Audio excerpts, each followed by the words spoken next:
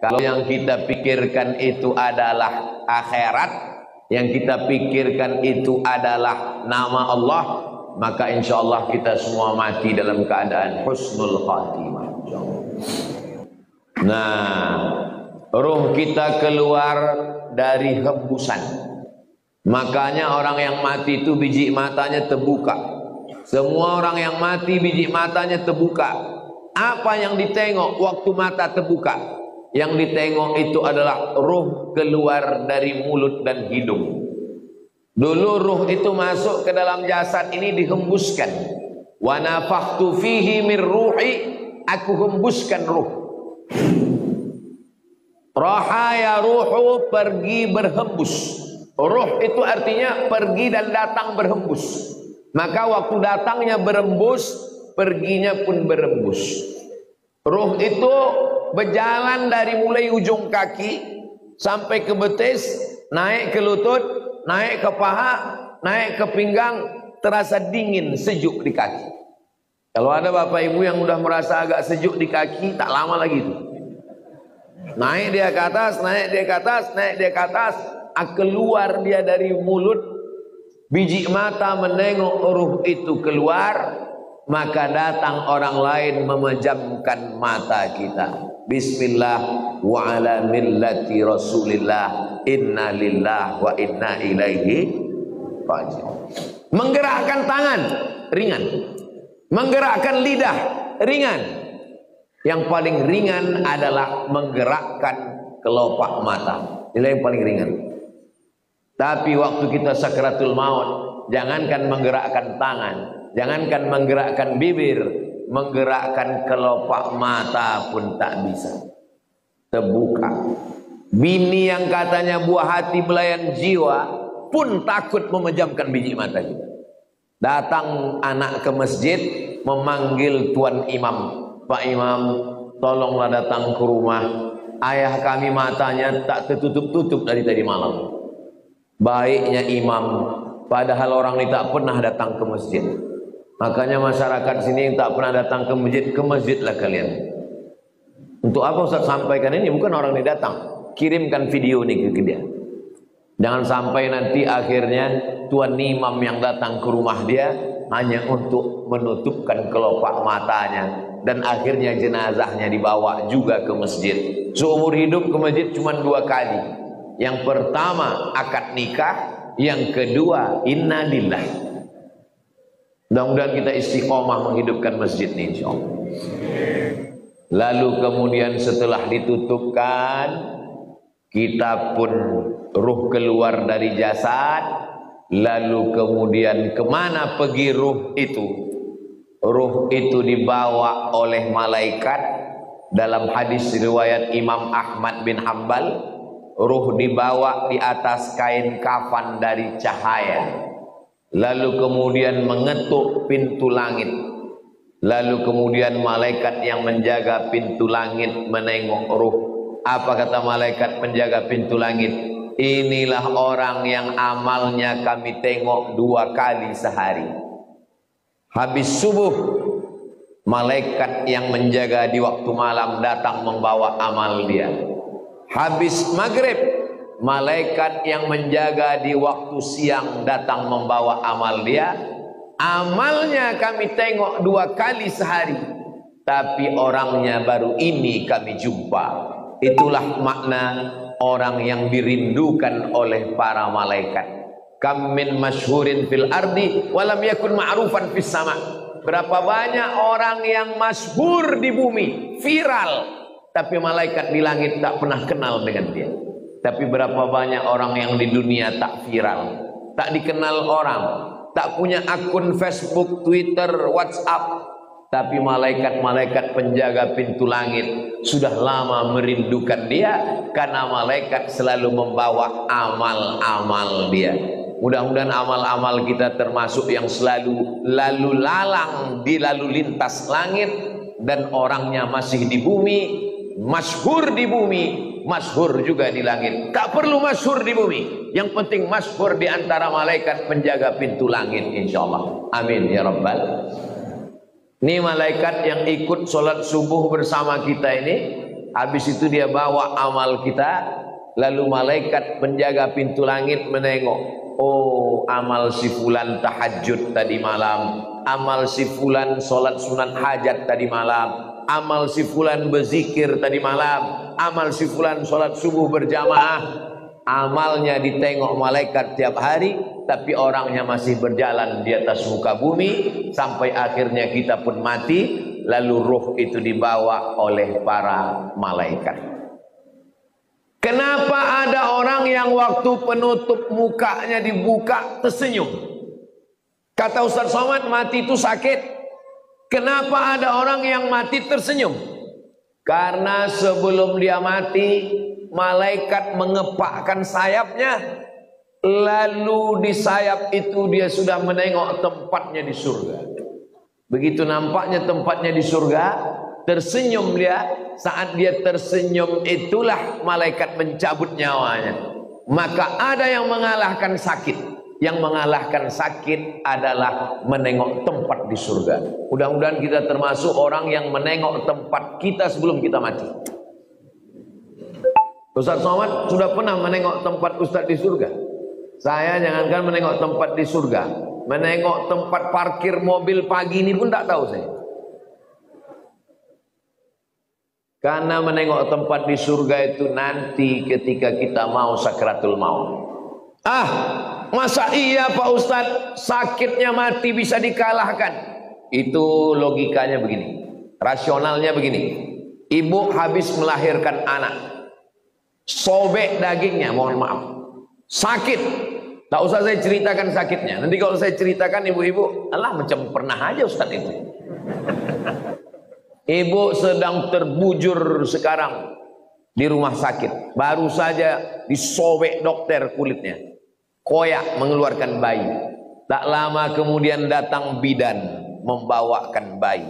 Lalu ibu pun menggendong anak itu. Ibu senyum atau tidak? Senyum. Yang saya tanya, sakit atau tak sakit? Inilah hebatnya. Ibu yang saya tanya, bisa pula bapak itu merasakan sakit. Kan memang cinta sejati lah orang. Ibu itu baru saja melahirkan anak, nyawa taruhannya, koyak dagingnya, tapi menengok anak tersenyum dia. Begitulah mati itu. Sakit, tapi sakitnya kalah. Kenapa? Karena menengok tempat di surga, ditunjukkan Allah. Itu salah satu tanda husnul khatimah. Orang yang husnul khatimah itu irqul jabin. Irqul jabin, berkeringat jabin di atas kening atasnya. Kenapa? Kenapa orang yang mati husnul khatimah itu berkeringat di atas jabin ini? Karena malu. Biasanya orang kalau malu kan merah wajahnya karena tersipu malu. Maka orang yang meninggal menengok tempatnya di surga, malu dia. Karena amalnya tak seberapa. Aku amalku rasanya tak seberapa. Kenapa besar kali balasan yang kau kasih ya Allah. Maka salah satu tandanya adalah irqul jabin, keluar macam keringat kecil di atas. Tapi jangan pula gara-gara ini biar supaya suami ibu disangka husnul khatimah, begitu mati langsung semprotkan air ke keningnya. Itu tak usah dibuat-buat. Serahkan aja kepada Allah Subhanahu wa ta'ala. Ini yang saya sampaikan ini menurut hadis-hadis yang sahih supaya kita bersiap-siap. Maka jangan lupa berzikir. Zikir ini banyak kali Pak Ustadz. Kata guru saya Syekh Umar Al-Ma'ruf Ali, dia keturunan dari Syekh Muhammad Tayyib. Syekh Muhammad Tayyib ini murid langsung dari Syekh Muhammad bin Abdul Karim Samman dari Madinah. Kata dia, Abdul Somad, kalau kau payah memilih-milih zikir yang banyak, kau amalkan aja 3. Yang pertama, istighfar. Yang kedua, solawat. Yang ketiga, la ilaha illallah. Istighfar itu membersihkan cawannya. Ini cawan kotor. Kalau dituang air zam-zam ikut jadi kotor. Bersihkan dulu. Membersihkan cawannya dengan istighfar. Astaghfirullahaladzim, astaghfirullahaladzim, astaghfirullahaladzim, astaghfirullahaladzim, astaghfirullahaladzim. Bisa 100 bagus, bisa 200 bagus, bisa 1000 bagus. Setelah istighfar, baru kemudian wangikan dia, harum semerbak, mewangikannya itu sholawat. Allahumma salli ala Sayyidina Muhammad wa ala ali Sayyidina Muhammad. Allahumma salli ala Sayyidina Muhammad wa ala ali Sayyidina Muhammad. Setelah dia wangi, barulah kau tuangkan air. Airnya itu adalah afdhalul dzikri fa'lam annahu la ilaha illallah. Ini masalah zikir ini, jangan karena mau ngejar cepat lalu bunyinya tak jelas.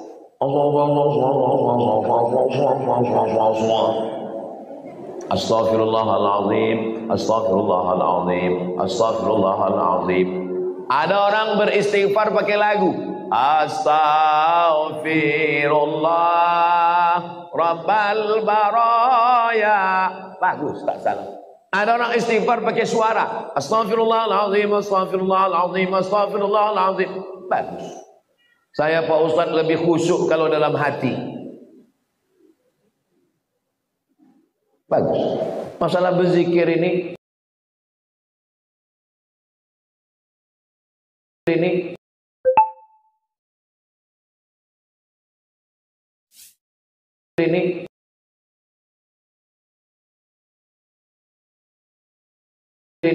zikir masjid.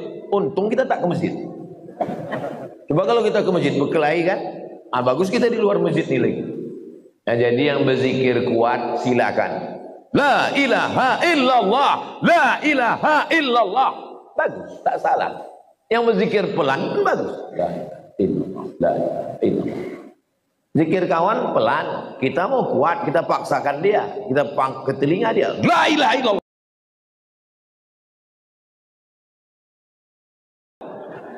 Apa tak mengapa? Apa mau kau, kata dia. Berkelahi kita dalam masjid.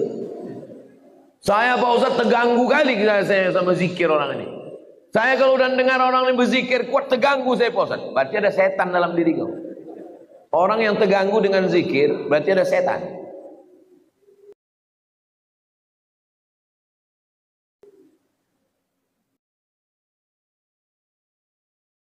Zikir tidak pernah mengganggu kita. Sebagaimana kita mendengar suara bacaan Al-Quran. Kalau ada orang terganggu mendengar bacaan Al-Quran, itulah makna ruqyah. Di ruqyah dia biar keluar hantu setan dari dalam diri. Habis sakratul maut selesai, lalu kemudian kita pun masuk ke liang lahat. Tapi tadi ruhnya udah diangkat ke langit Pak Ustaz. Waktu jasad masuk ke liang kubur, maka ruh turun balik, dimasukkan Allah ke alam kubur untuk menjawab pertanyaan malaikat Munkar Nakir. Iya, kalau jasadnya masuk kubur, kalau matinya diterkam singa, kalau matinya di sungai Amazon, dimakan ikan piranha 1000 ekor, kemana pergi ruhnya? Kalau matinya tabrakan beruntun hancur macam daging kena blender, kemana pergi ruhnya? Maka nama alamnya adalah alam barzakh. Dia tidak disebut dengan dunia karena dia sudah mati. Dia tidak disebut dengan akhirat karena dunia masih ada. Pemisah antara dunia dengan akhirat namanya alam barzakh. Tengok dalam surat Ar-Rahman, bainahuma barzakhyan. Jadi ruh yang sudah diangkat ke langit diperkenalkan ke malaikat, diturunkan balik masuk ke dalam jasad untuk menjawab pertanyaan Munkar Nakir. Setelah itu ruh dalam genggaman kudrat iradat kuasa Allah Subhanahu wa taala, maka ruh menantikan amal yang mengalir. Apa yang perlu kita siapkan? Yang perlu kita siapkan yang pertama, ilman 'allamahu wa nasyara. Ketika di alam barzakh, disebut alam kubur, yang kebetulan ada kuburnya. Kalau kebetulan tak ada kuburnya, alam barzah, mati hanyut, mati tabrakan, mati hilang, maka alamnya alam barzah. Selama di alam barzah itu, apa yang mengalir? Yang pertama mengalir adalah ilman 'allamna syara. Ceramah, ada program subuh. Apa subuh apa namanya, Ustaz? Pejuang subuh Nongsa. Dilanjutkan oleh anak-anak pejuang subuh Nongsa. Mengalirlah pahalanya ke beliau. Bang Hardi Hud, dosen sampai ke Indragiri Hilir, dosen sampai ke Sungai Guntung, mengajar ke sana kemari, mengalirlah pahalanya. Ustadz, tapi kami ini tak ustadz, kami ini bukan buya, kami ini bukan profesor Pak Ustadz. Ilmu apa yang mengalir? Bapak jangan lupa ajarkan Al-Fatihah ke anak. Ibu ajarkan Al-Fatihah ke anak. Alif-alif hatam Quran guru pertama saya, emak saya. Jadi sampai hari ini kalau saya ngajar di mana-mana, itu pahalanya mengalir ke almarhumah emak, ke almarhum ayah saya. Maka ibu kalau tak sempat, bapak kalau tak sempat, ajarkan Al-Fatihah ke anak. Supaya anak sholat subuh, zuhur, asar, maghrib, isya, tahajud, witir, duha, dia baca Al-Fatihah, mengalir ke kita semuanya. Saya Pak Ustadz sempat juga mengajarkan beberapa ilmu Pak Ustadz.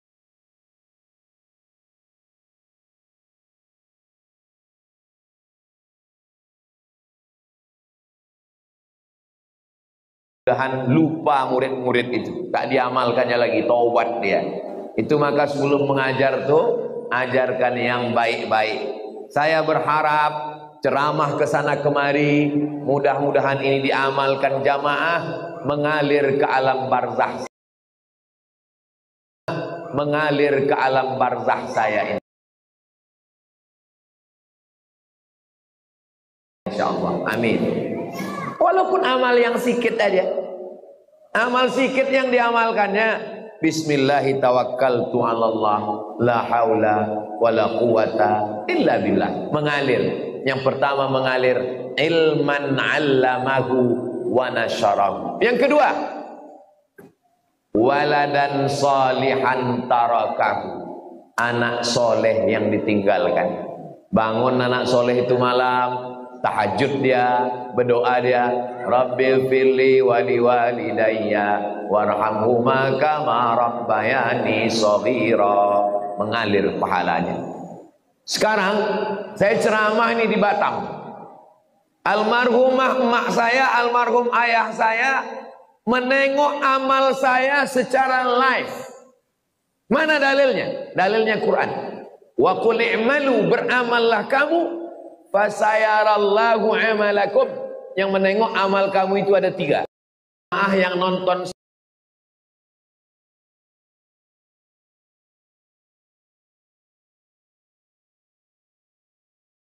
streaming sekarang, begitulah mereka menonton di alam barzah. Oh, senang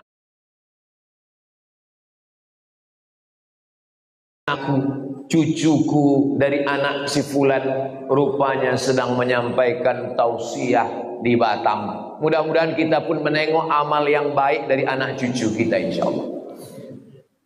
Makanya selalu doanya, Rabbana hablana minas salihin, Rabbana hablana min ladunka dzurriyyatan thayyibah, Rabbana hablana min azwajina wa dzurriyyatina qurrata a'yun waj'alna lil muttaqina imama.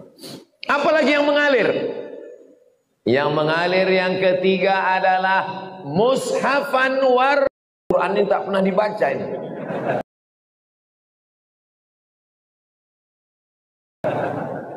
Janganlah begitu Pak Ustaz. Ini Quran ini disusun rapi ini karena mau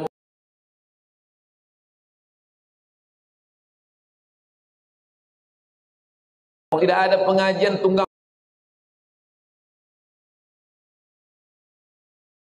langgang lintang pukang juga Quran ini. Itu yang mewakafkan Quran. Meninggal orangnya. Kenapa ada tradisi wakaf surat Yasin tempat kita? Karena orang dulu susah, tak ada duit.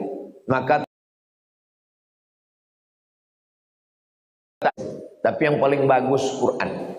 Waktu almarhumah mak saya meninggal, saya teleponlah penerbit Syamil di Bandung. Assalamualaikum penerbit Syamil. Waalaikumsalam. Mak saya meninggal, saya mau mewakafkan Quran. Berapa Pak Ustadz? 1000 eksemplar berapa ya? Kalau untuk Somad, Ustadz Somad gratis kata dia. Kalau gratis 2000 lah saya bilang. Kalau 2000 bayar Pak Ustadz. Kalau bayar saya minta 5000. Saya minta 5000. Habis itu saya kirim ke masjid-masjid, ke pesantren. 5000 kita kirim, mustahil ke 5000-nya itu tak dibaca orang. Makanya kalau kita di Masjidil Haram, Masjid Nabawi, keluar Masjidil Haram, di pintu masuk Zam-Zam Tower, itu ada orang jual Quran. Haji, wakaf haji, wakaf haji, wakaf. Apa maksudnya itu? Mewakafkan Al-Quran. Tapi kata ulama, bukan cuma wakaf Quran. Wakaf kitab fikih, wakaf kitab agama, wakaf kitab Riyadhus Shalihin, wakaf kitab, itu juga sampai kepada Allah, sampai disampaikan Allah kepada kita. Maka baca Quran ini supaya mengalir kepada orang yang mewakafkannya, insyaallah. Yang keempat, apalagi yang mengalir? Masjidan, membangun masjid. Siapa yang mewakafkan tanah ini, yang mewakafkan masjid ini? Tak bisa saya membangun masjid utuh, satu masjid Pak Ustaz. Tak bisa membangun satu utuh masjid, isi aja kantong-kantong tuh. Itu yang mengisi kantong tuh, itu mengalir. Yang tak mengisi, innalillah lah kalian. Duit yang disimpan di bank, ditabung 3 miliar, mati kita. Bapak, kalau duit kita 3 miliar, mati kita, itu mereka udah siap untuk memakai. Yang mendapat warisan siapa? Istri dapat 1/4 kalau tak ada anak. Kalau ada anak 1/8. Anak laki-laki dapat 2 kali bagian anak perempuan. Habis. Mereka menunggu kita cuma 4 bulan 10 hari. Habis 4 bulan 10 hari, dia pun dipinang oleh Bronis, berondong manis. Tapi duit yang dimasukkan ke kresek, ke kotak, inilah yang akan mengalir. Mohon maaf jangan tersinggung dengan cakap saya tadi. Maksud saya yang memasukkan duit secara cash.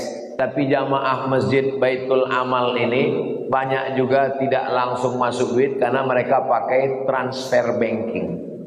Jadi dia langsung tit. Habis terkirim baru dia menangis. Kalau ditanya, kok menangis kenapa? Teringat ceramah Ustaz Somad tadi? Tidak, salah ketik aku tadi. Rencanaku mau ngetik nolnya 5, rupanya terketik 6 pula. Kalau 5 kan 100.000, terketik 6 1.000.000. Padahal kalau mati tabungan ada 100 juta, yang terkirim 1.000.000. Apalagi yang mengalir yang kelima? Yang kelima, baitan libni sabil banahu. Membangunkan